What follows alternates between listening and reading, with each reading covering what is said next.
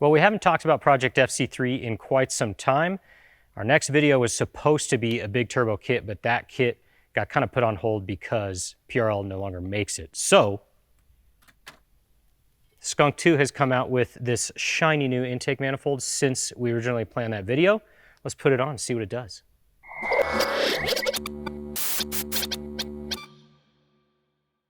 So yeah, we decided to do this because intake manifolds are kind of next level modifications, and we're kind of at the fully bolted stage of the car right now, plus flex fuel. So we've kind of gone, you know, about as far as you can take a setup without going big turbo and stuff like this. So we really wanted to do a big turbo next, but like I said, the PRL kit is no longer being made. So we're not sure if we're going to do a video on that specific kit. We're definitely going to do a big turbo video, but Skunk2 has come out with this recently. So we wanted to see if this is a worthwhile mod with a stock turbo. First of all, this is normally like a supporting modification for really kind of getting to like bigger power levels, you know, big turbo, forcing a lot of air through the engine, larger plenum. I don't really know how much larger this is than stock. We're going to find out. But, you know, that's what these mods are usually for, and especially for extra fueling. One kind of unique thing about this, if you don't know already, is that it's got these ports for port fuel injectors, for kind of traditional style fuel injectors, low pressure, to add on fuel to the current fuel system as additional fuel for if you are maxing out the stock fuel system and you need more fuel. That's what this is for. You can even see there's a couple drilled ports in here for mounting a fuel rail. So that actually is another part available from Skunk2. I don't have it in hand right now, but you would add that onto this manifold, get your lines and your pressure regulator and whatever controller you need for those fuel injectors. We'll get into that in another video, I'm sure, if we ever get that far. But for now, these come blocked off. They're kind of like, you know, pre-drilled into the casting, but they are sealed. They're not fully drilled through for the injectors. So this is perfectly capable of just throwing on a stock style vehicle with stock fueling. So we wanted to do that. We're going to do that with our setup now and see if it's worth putting on with a stock turbo. It's a super good value. I mean, honestly, this thing is not as expensive as what maybe you'd think it would be for how, you know, engineered of a part it is for what other manifolds typically go for. But Skunk2 has an awesome price point, and so that's why we want to try it. Couple quick notes about it. As you can see, there's like 8 drilled holes right here in the throttle body flange. It will accept stock throttle body, and you can tell they've also set it up to accept a larger throttle body once you get to that point. I want to say Skunk2 is going to do that. I can't confirm that, but I want to say I read that somewhere. I don't know when. I don't know anything about it, but this is obviously built for a larger throttle body if you get to that point, because you can tell this is the throttle body gasket for stock. It's much smaller than what the opening is for this. So they've built this for bigger throttle bodies, clearly. But it'll still accept a smaller throttle body, and it's bigger than the throttle body, so shouldn't cause any issues there. This thing comes with all the hardware you need for all the factory hookups. And of course, a nice little sticker.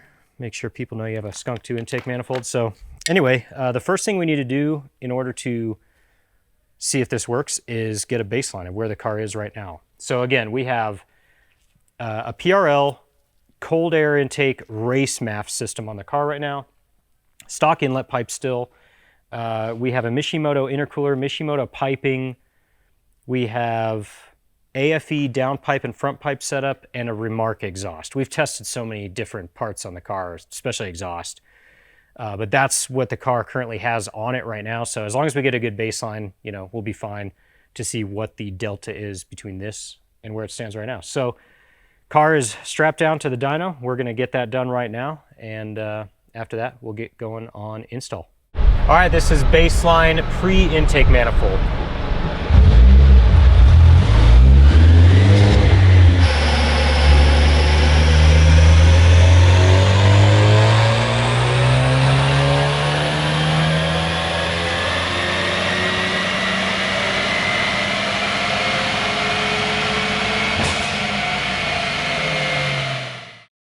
269.7 foot-pounds torque at the peak, 219.9 horsepower at the peak. Looks like a fairly normal, healthy curve, so that's good. It's a good baseline. It appears to be a good baseline. So one thing to note, this is an off-the-shelf map from Honda. We have custom tuned this thing in the past, but we are using an off-the-shelf map right now because of the actuator fix that we did in the last Civic video. So we just haven't changed the map yet. So, you know, for all intents and purposes, it doesn't really matter what the map is, as long as it's tuned, which it is. So it's off-the-shelf map, pre-intake manifold. Let's go ahead and put the intake manifold on and see what kind of changes we experience. Now to start this install, I am going to take note of all the connections to the manifold, all the vacuum lines, all the catch can lines. Obviously we have a catch can, you might not have a catch can. If you're installing an intake manifold, by this point you probably should have a catch can. If not, maybe it's a good time to put one on. But it looks like everything's pretty free back here, so I'm gonna try to take it out with the catch can still installed, but I might have to take that out. But anyway, you know, there's no install guide for this thing as far as I know. I didn't really look for one. With that said, we're actually gonna create one. Click the link to download the free guide on how to install this thing. We're gonna create one for you, downloadable. But anyway, I'm just gonna kind of take note of everything. I just took pictures with my cell phone just to reference a couple things. And we're just gonna get started here. I'm just gonna kind of work my way through it and go from there. Okay, so far we have taken off these two large hoses right here. One of these connected to the catch can. Obviously, if you don't have a catch can, you know, one of these is gonna go straight to the valve cover, but regardless, take off the two hoses attached right here. Take off this small hose attached to this small port right here. Take off the 10mm bolt holding on the bracket for this sensor right here. Not 100% sure what that sensor is at this point, but take that off. This is the map sensor, it looks like. You can unplug that for now, and that can come off with the manifold when you take it off. That's going to go on the new manifold. There's a clear place for that, so we'll go over that later. And remove that hose from its bracket on the intake manifold. Looks like we still need to do one hose just down here closer to the throttle body. That's on this little bracket as well, so we'll have to pinch those clips off. And then lastly, pinch off these white clips back here holding on this insulation in the back, this like soft foamy insulation down there. And that should free up a lot of the top. We'll go ahead and continue doing this right here, and then we'll gain access to the bolts to take off the manifold. The battery, as you can see, we have taken out. Sort of a bad habit that I have of working on a car without unplugging the battery. And in this case, even removing the battery is super useful because it gives you very easy access to the throttle. So I actually recommend probably going back and doing that first just to knock that out. And then next up is the intercooler coupler. We've already taken those clamps off. Unplug the throttle body right here. Throttle body has coolant going to it, so we're going to leave that on. We don't want to take the throttle body off of the car. We're just going to leave that on. And then we had one more hose right here that we took off, so it's pretty much ready to come off now. Take this coupler out. You have access to the 4 bolts holding the throttle on. We'll take that off, and then we'll be ready to go underneath the car and start on the bottom side. There's one more bracket to take off. These two 10mm right here. There's a 10mm on the back we'll have to access with a wrench. And then all the way up at the top here, you'll probably have to pull this one off too. I'm just going to pull all this off. This is obviously a very hard steel bracket, so the whole thing needs to come off just so that we can pull off this part of the harness, and it is connected to the manifold. So one more thing to pull off here, and it looks like the top side's done. Don't go underneath the car. Don't need to do that. You can't even access it really. So there are 2 white plastic fasteners like this. It looks like they just pull out. I popped this loose by just twisting it a tiny bit, and then it just pops right out. So there's 2 of these. This is the first one. Looks like I'll be able to easily get the second one and then pull out that insulation.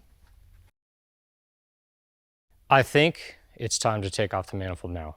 I cannot feel any other attachments, brackets, anything on the lower side. So I think it's time to pull this thing out. It looks like some 12mm bolts, and doesn't look too hard, so.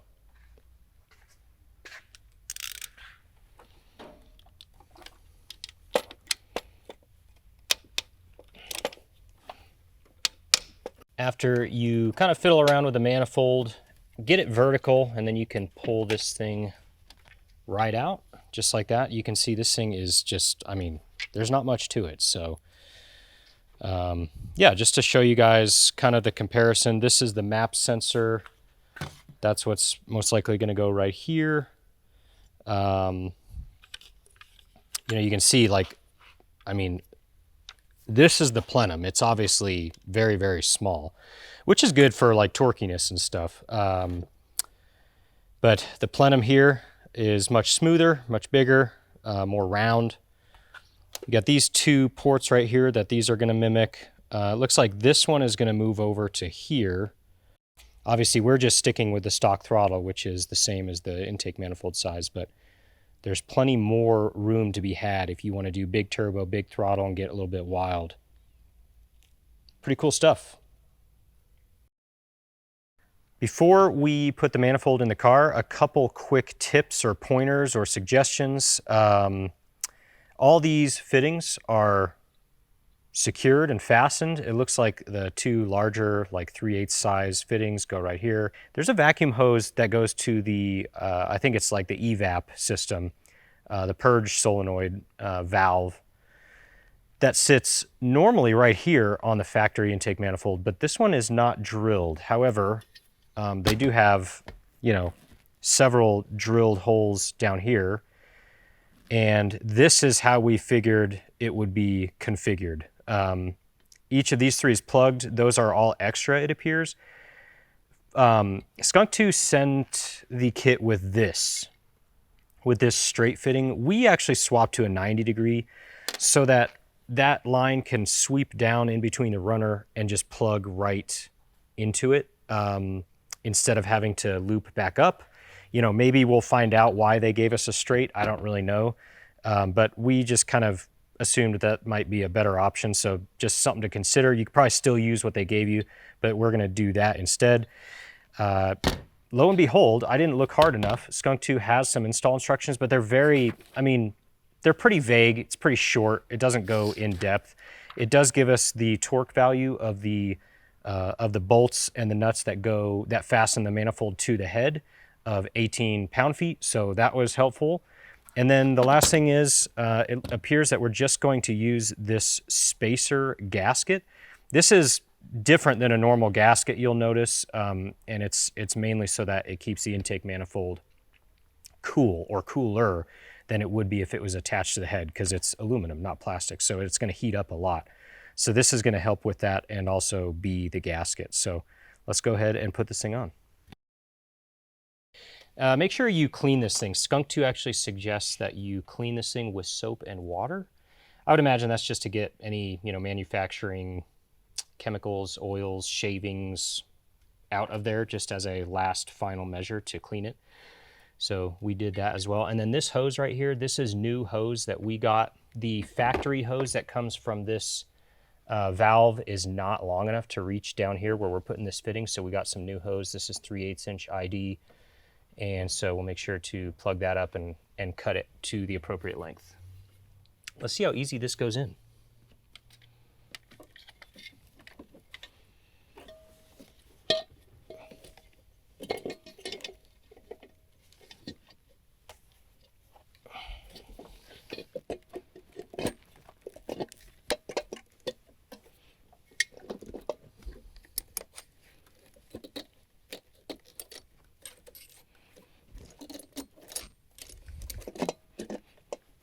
There we go, not too bad.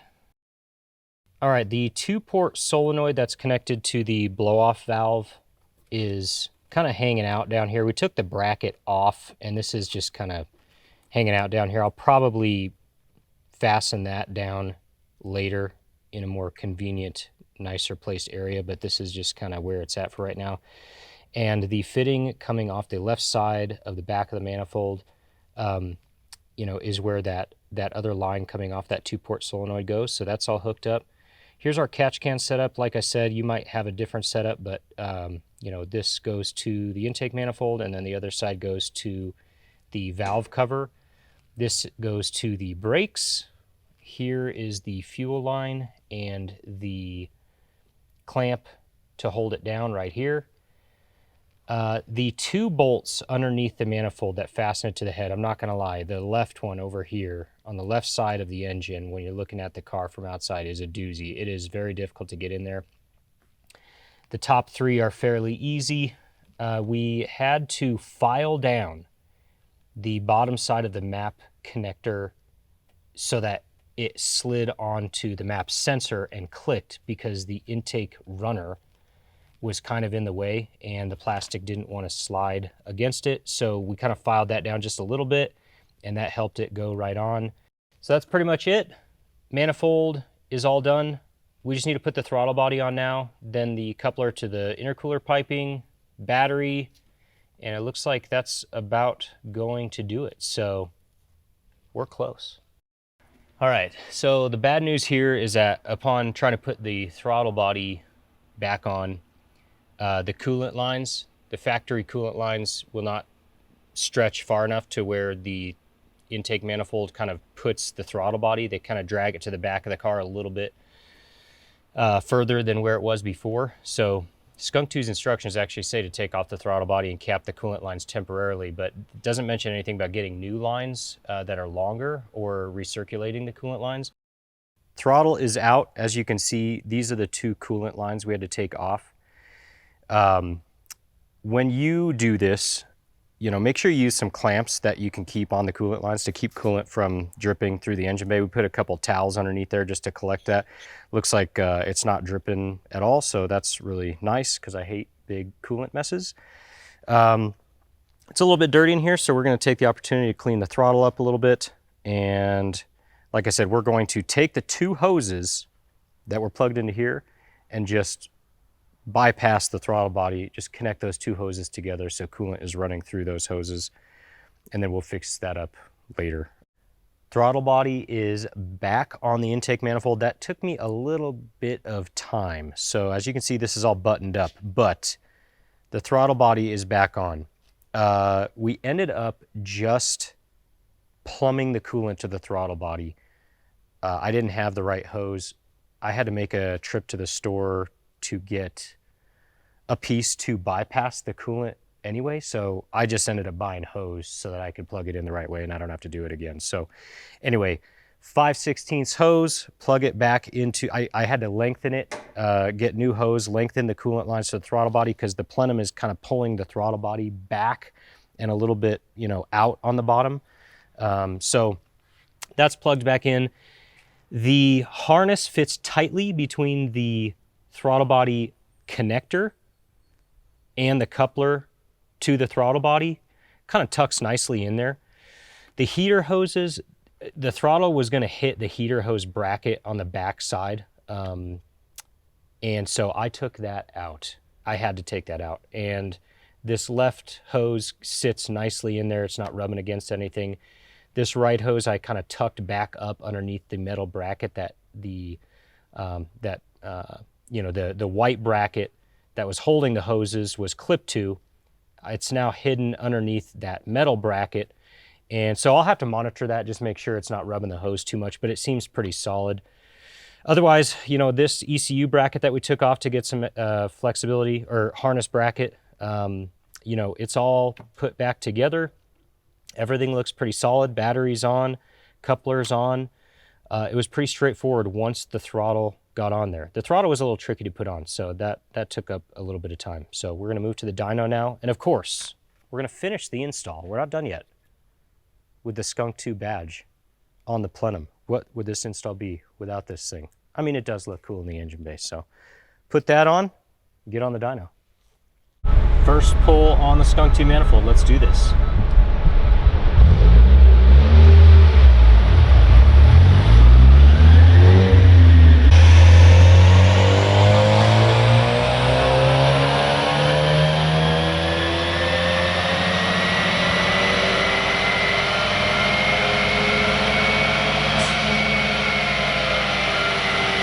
That is a wrap on our Skunk2 intake manifold install. I am glad it's over. It wasn't terrible, but I am glad it's over. We did a before and after on our OTS map, the Honda +6 PSI high octane, as you can see right here. And you can see that We lost a little bit in the mid-range for power and torque, which was honestly, that's kind of expected with an intake manifold on stock turbo. I've seen bigger losses for putting intake manifolds on in that type of situation. So this is definitely kind of a higher power, bigger turbo type of supporting modification, but it's interesting to see what it did. I'm impressed that it didn't lose as much as I thought maybe it would. So anyway, we're kind of happy with it where it's at. But one disclosure that you should know about is we are in Denver, Colorado. It's high altitude. We're on the +6 PSI map, but we're at like +2 PSI. It just won't give us any more.